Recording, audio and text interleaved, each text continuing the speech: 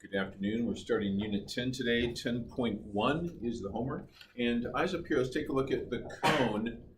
This is one of two cones that shows what the four conics are. So eyes up here, please, Jay. See this plane? When you intersect the plane and the cone, you get the first conic, which is a circle. So the first conic is a circle. Put that over to the side. Now, imagine this. Again, eyes up front. Here it comes, here's the cone. When the cone intersects with the plane that's on an angle, you get the second conic, which is, it looks like an oval. We call that an ellipse. So a circle is a conic, an ellipse is a conic.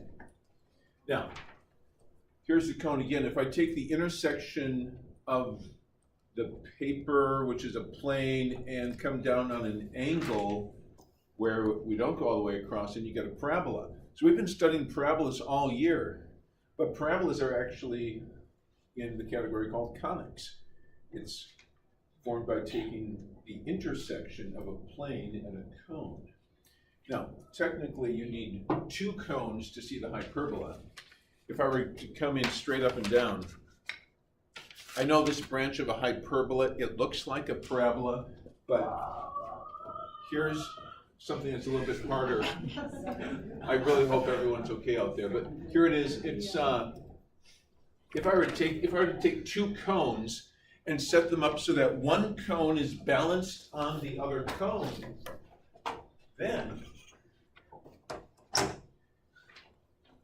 as long as a sheet of paper is parallel to the axis that goes through both cones. You can see this axis going through the cone, going right through the middle. Then these two branches form the hyperbola.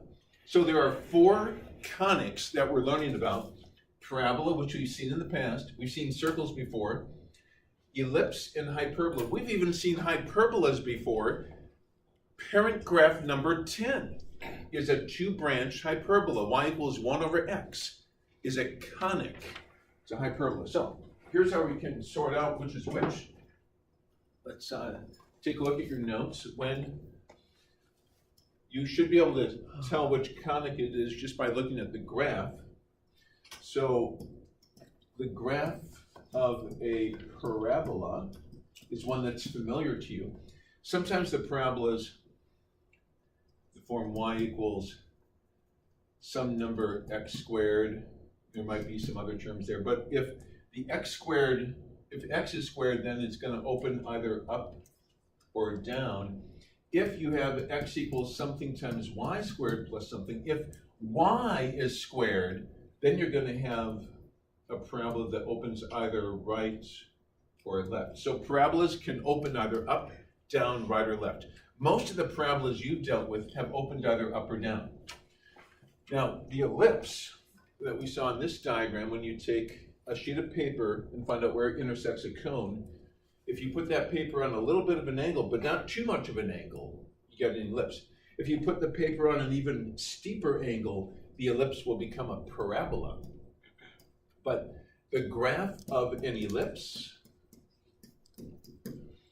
looks like this, although you might be wondering what's the difference between them. And actually, even though this looks like an oval, it's actually a circle. The one that's an ellipse is here. So let's find out, how do you know which one is a circle, which one is an ellipse? Because they both look like ovals.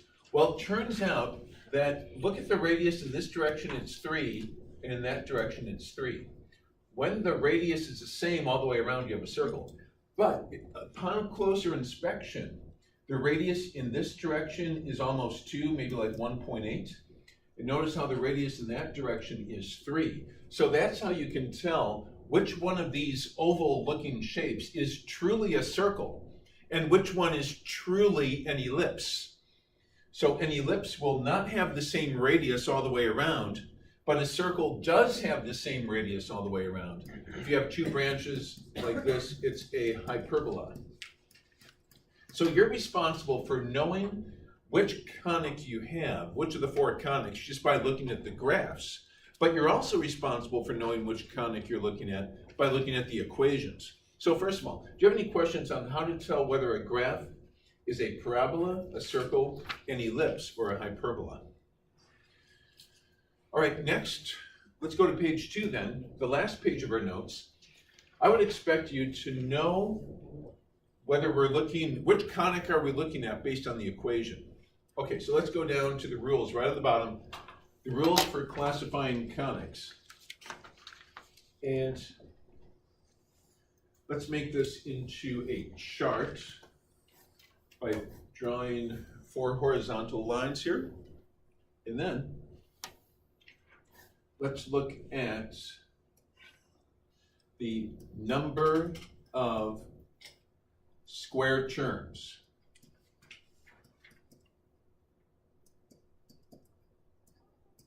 Now, with the parabola, only one of the terms is squared.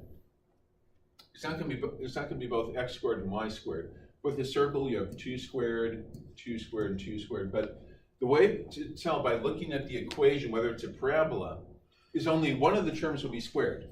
1, 2, that's 2 squared terms. In fact, let's just make note over here. This is 2 SQ terms, as we first of all categorize these by number of square terms. Just count how many exponents of 2. 1, 2. Yep. There are 2 squared terms, as long as it's simplified. When you combine like terms, there's 1, 2, there's 2 squared terms, all the way down. Here there's only 1 square term. Only one of the terms has a square on it. So that's a sign right there. 1 square term. That's a giveaway. It's a parabola. So that's the answer.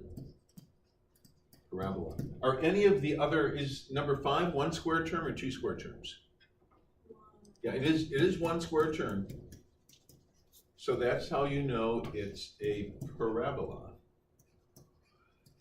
Okay, now if there's 2 square terms, then it's either a circle, an ellipse, or a hyperbola.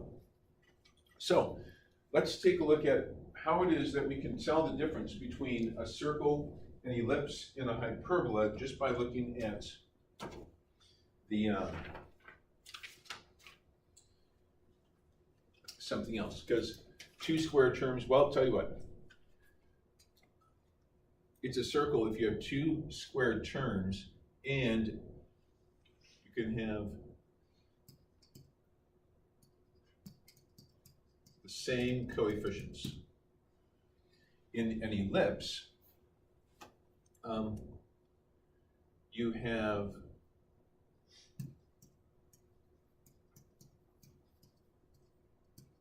same sign but different coefficients.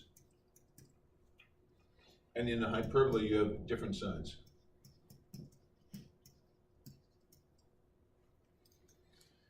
So we have to look at the signs and whether the coefficients are same or different. So let's analyze these. Here, the signs of the quadratic terms are what we're going to focus on. And I'm just going to pull up my red marker here. Okay, since x squared is positive, put a plus beneath it. And since y squared is positive, put a plus beneath that. So we have 2 square terms, and they have the same sign, S-I-G-N.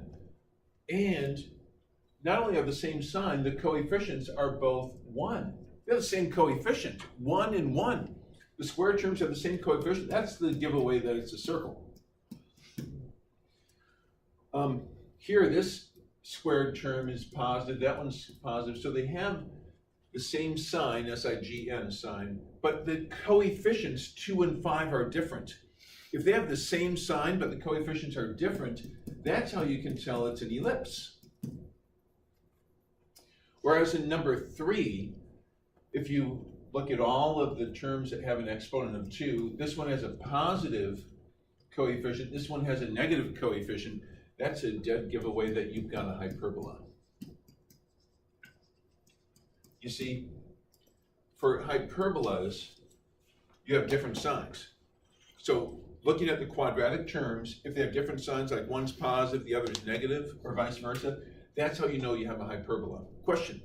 For circles, can the signs be different? Well, if the coefficients are the same, then the signs are going to be the same. So it's a given that you'll have the same sign. Not only do you have the same signs, but you have the same coefficients. Whereas with ellipses, you have the same sign but different coefficients. So same coefficient implies same sign. You can't have same sign. You can't have same coefficients in different signs, otherwise they wouldn't really be the same coefficient. It's a great question. So that concludes our lesson. And let's move into the homework.